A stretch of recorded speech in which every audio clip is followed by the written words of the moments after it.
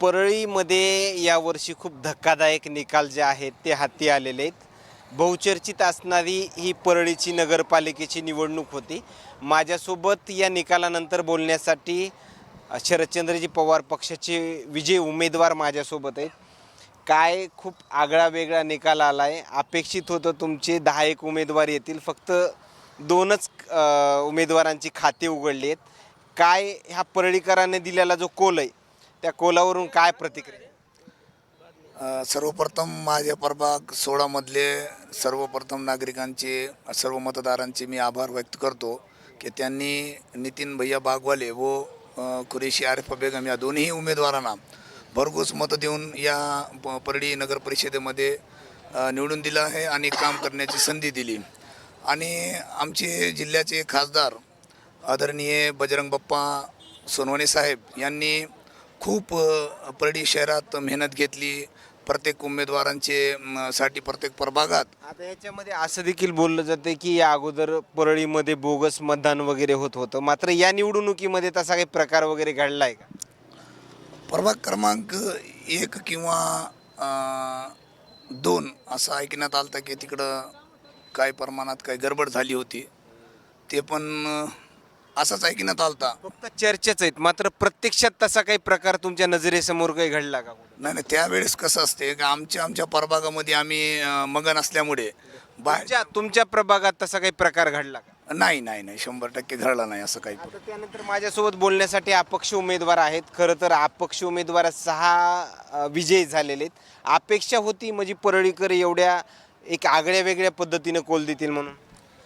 उतना तो मुझे मैं वार्ड क्रमांक 15 से हूँ और सब में पहले तो मैं मेरे वार्ड क्रमांक 15 की जो जनता है उनका शुक्रिया अदा करना चाहता हूँ कि उन्होंने मुझे बिना पक्ष के भी मुझे चुना है। और आज जो परली में 6 अपक्ष उम्मीदवार आए हैं, ये जनता के चॉइस करने पर आए हैं और जनता को अच्छा खासा समझ में आया है कौन सही है और कौन गलत है। ये पूरा जनता का एग्जिट पोल है।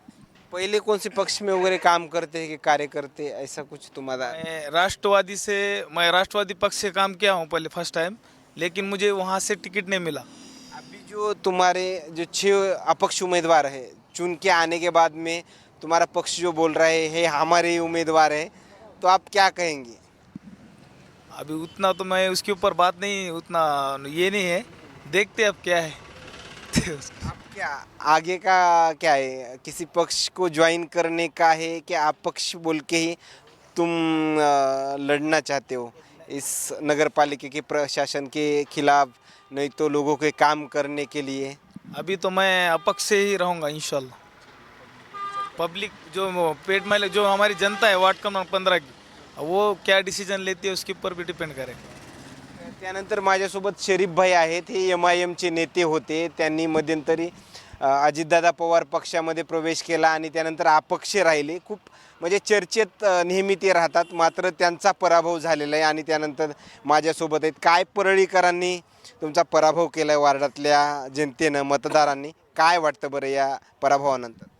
पराभव नाही आहे, हे पराभव सत्ताधाऱ्या पक्षाचा आहे।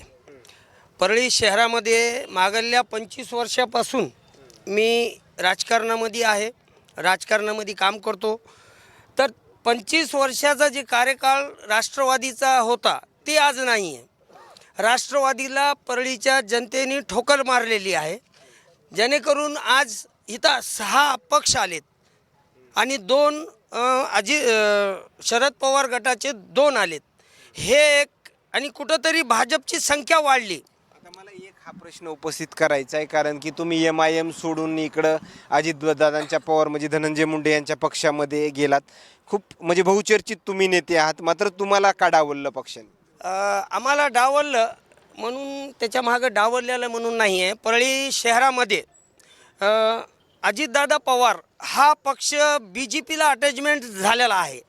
त्याच्या उद्देशाने त्यांनी तिकीट देण्याचा जे कारनामा केला, ते जे चर्चेत लोक आहेत, जे जनतेमध्ये काम करतात, जाणून बुजून त्यांनी अशा लोकांना घरी बसविण्याचं काम केलेलं आहे। हे एक जातीवादी पक्षासंघ ह्यांची युती झालेली आहे BJP संघ राष्ट्रवादीची, म्हणून त्यांनी ज्यांनी समाजासाठी परळी शहरामध्ये परळीच्या जनतेच्यासाठी रोडवर प्रत्येक वेळेस आंदोलन दिलेला कौल मान्य आहे तुम्हाला? जनतेने कॉल जे दिला तर ह्या इकडच्या आमदार असो खासदार असो आमच्या इथं जे मंत्री आहेत BJPचे मंत्री आहेत, जे इथं राष्ट्रवादी अजितदादा पवारचे आमदार आहेत, ह्यांच्या तोंडावर एक चपकार आहे की त्यांना तुमच्या वार्डमध्ये बोगस वगैरे मतदान झालं? नाही, बोगस मतदान झालेलं नाही आहे, पण कुठं तर हा जो निकाल दिलाय बोगस मतदान परळीमध्ये होतं, हा धब्बा जो लागलेला आहे पूर्ण पुसून निघालाय असं वाटतंय का? विधानसभेला ह्यांनी केलेला आहे.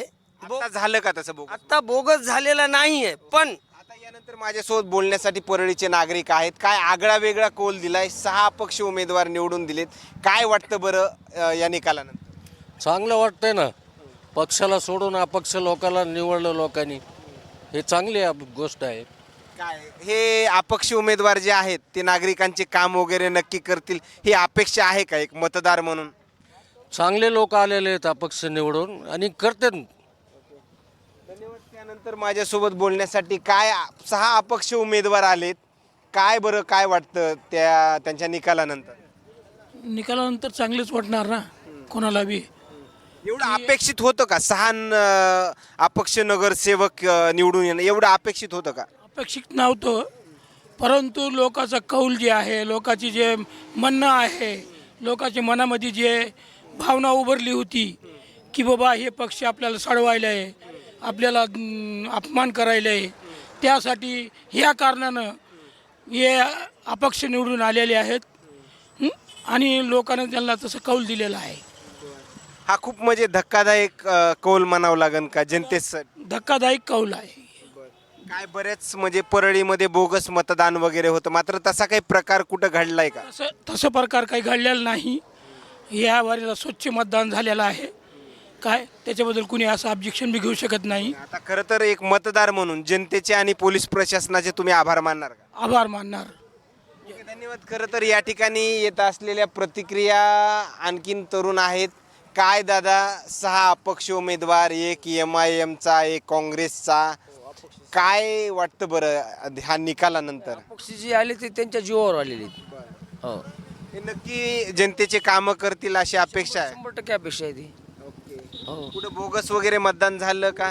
कसं आहे तुम्हाला सांगू का, आता मी बोगस आमदारकी खासदारकी इथंच बोगस होऊ शकतं. इथं लोकल हे उमेदवार लोकलचे येत नाही, इथं कुणी करू देऊ शकत नाही आणि कोणावर दबाव येत असतंय, आमकं असतंय डमकं असतंय, तिथं करू शकत. निवडणूक आयोगानं प्रशासनानं चांगलं काम केलं का याच्यामध्ये? माझं ऐका ना अगोदर, आमदारकीला आणि खासदारकीला बोगस 100% होणार आणि त्यांना करू दिलंय आणि त्यांनाच केलंय.